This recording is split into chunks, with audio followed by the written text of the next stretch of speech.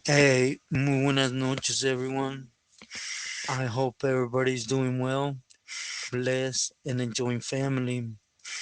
As always, muchas gracias to everyone for everyone's words, wishes, prayers, the love and support everyone shares with me. From the heart, I highly appreciate every one of you. Gracias. Also, do please like, share, subscribe, and hype the video to allow this episode to get out there, at least to where it needs to get out, right? And well, everyone, today I want to touch on something I've been asked numerous of times to touch on. You know, I stayed obeyed from it for one, the camaradas from la 18, they're not gonna agree with me, right? Which is okay. And the ones that belong to MS-18, I'm sure as hell ain't gonna agree with me. But anyway, they asked me what's the difference between barrio 18 and MS-18, right? And I want to take you back, man, as far as I can remember, right? Being a kid, um, good homies from 18th Street. You know, may them be from San Mateo, from Frisco. You know, at one point they were trying, uh, they were trying something out in Napa.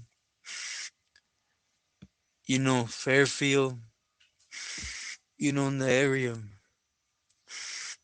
As time went by,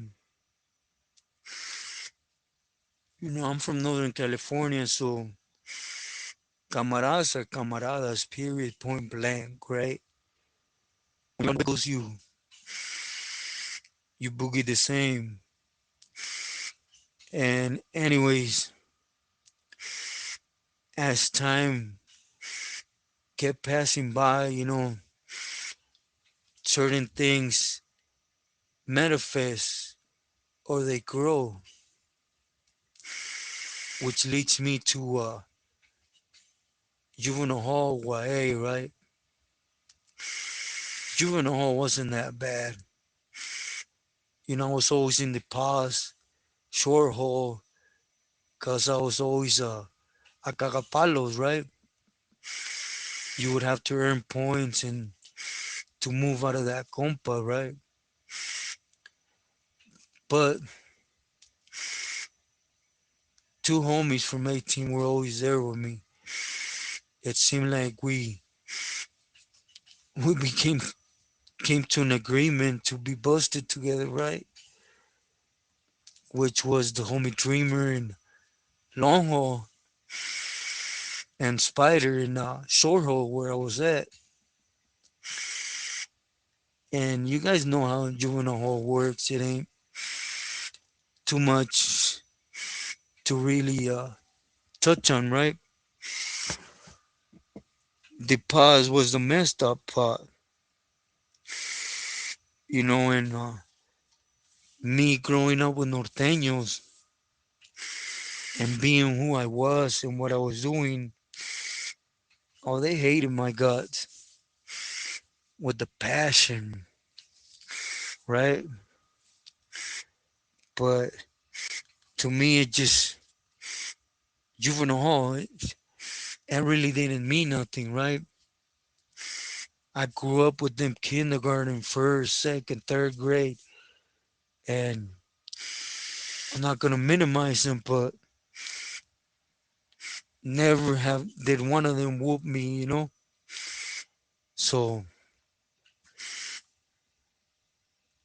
I remember this one time I went out and I had a real bad thing going with this norteño they call Pomo from PL,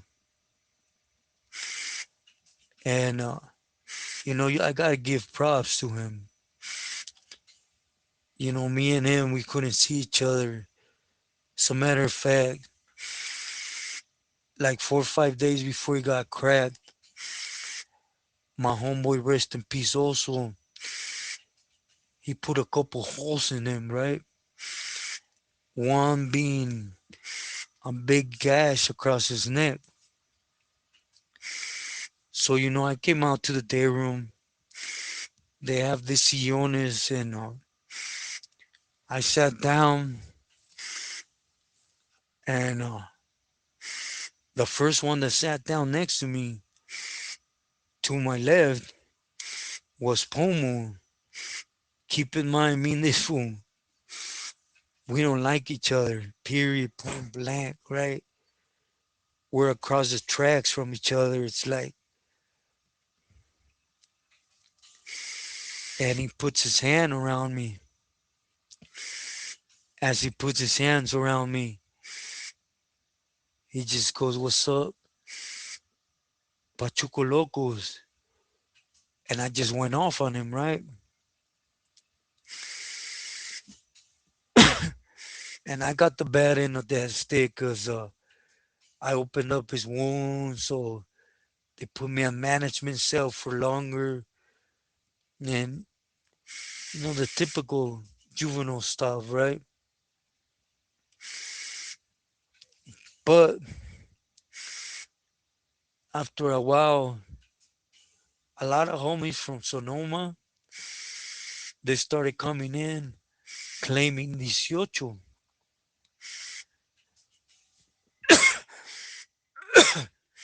So to us, it was firme, right? It was the county, more homies. We were always outnumbered a lot. So everything went cool. In other words, I'm not going to make this long. Throughout my whole stay in YA, met a lot of good soldados that were from 18. They had a good heart on them. They had knuckles on them.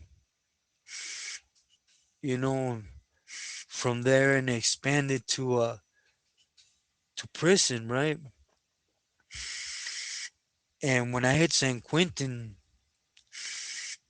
that was a grip of homies from 18, from Frisco, San Mateo, San Rafael, from different areas, right? A few of them from Los. So everything was cool. We never had not one issue. Different game banging, right? So to me, I always grew up, having love for the homies from 18. They were the camaradas, point blank seal, right? As time went by, you started seeing little different things flared up, mostly in Corcoran, right, with Artie, because Artie soldados were mostly everyone from 18th Street. You, Indio, Shotgun, Gizmo, all them cats were from 18, right? And there was misunderstandings. We'll just leave it at that. But nothing major. At the end of the day, we were still hoop bang together, right? They were just running the program. And went out to the feds. There's actually two homies that 2016 they would end up paroling right before peanut butter would pass on, right? And they were good homies. I was to report to them, you know. for Tio Chino wanted me to report to him. They were moving Tio Chino's arms and legs, right? I just didn't make it, right? And but the minute I got to Tijuas from these two pilis and another one that's not really heard of, right? But we just call him B from West LA.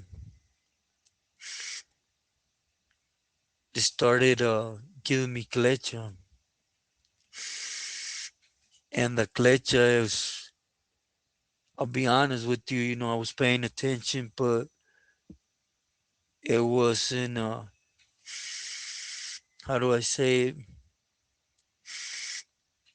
It wasn't something I wanted to hear or believe, right? Which was, I understood the MS thing. I got that from Mula and I got that from other pilis that there's the homies and there's the Ranfla Nacional. Don't trust the Ranfla Nacional. Not one bit, right? And even amongst the homies, always keep a guard up for a lot of different reasons. So that was understood. Now, fast forward to the last story I put out, I'm so sorry. When we were in Oaxaca, we were going back and forth to, we're not going to say Salvador, but Guatemala, certain areas, and there was an open war, a big open war. I remember the first day we hit there, we hit with Sharky and Smiley, right? They were supposed to be like the ones calling cuetazos, and they basically told us about La Mara, La Rafla Nacional. They weren't homies at all. They were getting paid by a cartel to make feria. They were up in extorting people, kidnapping, raping little girls. Things that, if you're a camarada, you will not agree with point blank, right? So that was real clear, right? Me personally, I straight up told Shark that day, hey, if you're not in the circle and I don't know you, you have MS on you, I ain't gonna ask. I'm just gonna dome. I disculpame, but things are what they are and they need to be dealt how they need to be dealt. So, anyways, a little bit after that, there was this fool they called Cabezon.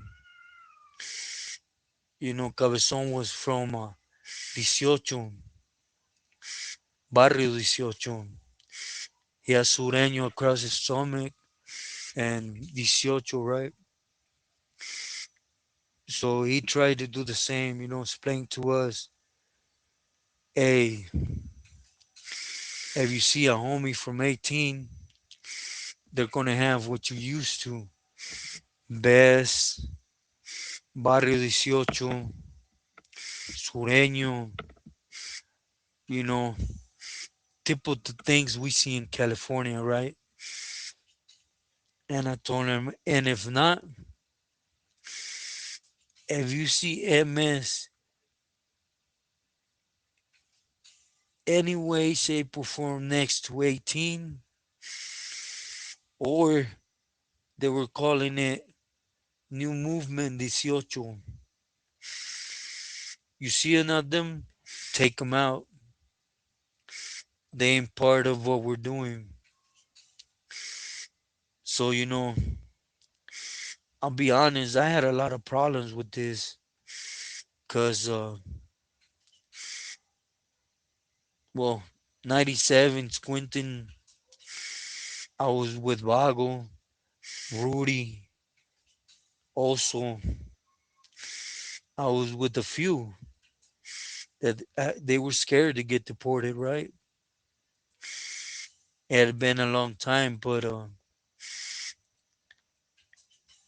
they were out there and they weren't claiming Sureño homies. They were claiming 18, Salvador, so of course we did things together on the fourth, fifth tier, on the second tier, and you know, but like I mentioned before, I don't stutter, I don't hesitate, right? So I dealt with it, and I had a problem with it. I don't want to see this no more. So I asked to get moved. Is when I went out to Veracruz, and I would eventually end up back in Oaxaca, right? As you guys know, and it was the worst. I should have gotten used to it, right? Because I tried to push away from something I sincerely didn't understand, right? I understand 18th Street's a big neighborhood. They could divide themselves in four pieces and each one claim their own, but me growing up with them, it stung, you know, not enough for me not to boogie on them, but it just didn't feel right. Right? They did their time in the States, did everything. They were down south trying to survive, right? And their point of view is I align myself with the cartel. I'm going to win crumbs. How am I going to survive? Or will we become it? I understood all that. But that's basically how I told this one today. I left my car down.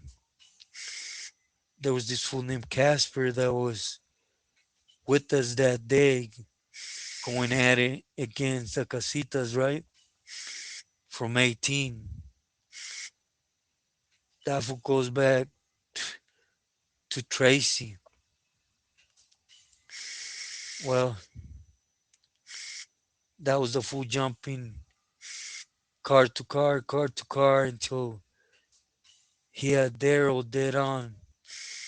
And like I said, all I could do was just jump, try to pull up and shoot, but I couldn't. And he got me good. I don't know what happened after the first three shots, but right after the third one, he got me in the back, and then he got me two times in the legs, right? One in the front towards the knee, another one down below, and it just goes to show how things are.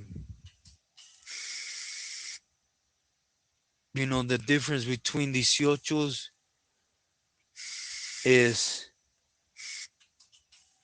almost all these yocho are homies, but there is that crowd that don't claim sureño. They ride with MS. You know, I learned it the hard way. And it all comes to power, money. You know, these vatos done their thing. They don't want to get paid $2,000 a week for risking their life. You know, if you really sit down and try to make sense of that, that's not gonna get you out of nowhere. Especially if you're in the States or you're in Salvador, excuse me, paying dollars. So you gotta respect that, right? You know, they got me 6 times that day. I respect them. You gotta roll with what is, right? I never been a fan of brincacharcos. They couldn't pay me nothing. I'm still not jumping puddles. But then again, there's different, right? But anyways, I hope I made sense. 18 are the ones kidnapping, storging, killing 12-year-old virgins before taking their virginity to get blessed. Then those are the difference between the two 18s. With this said, I hope I made sense. If not, I excuse myself for taking you on a trip. Stay true to yourself and loyal to your loved ones. This is so we started. We always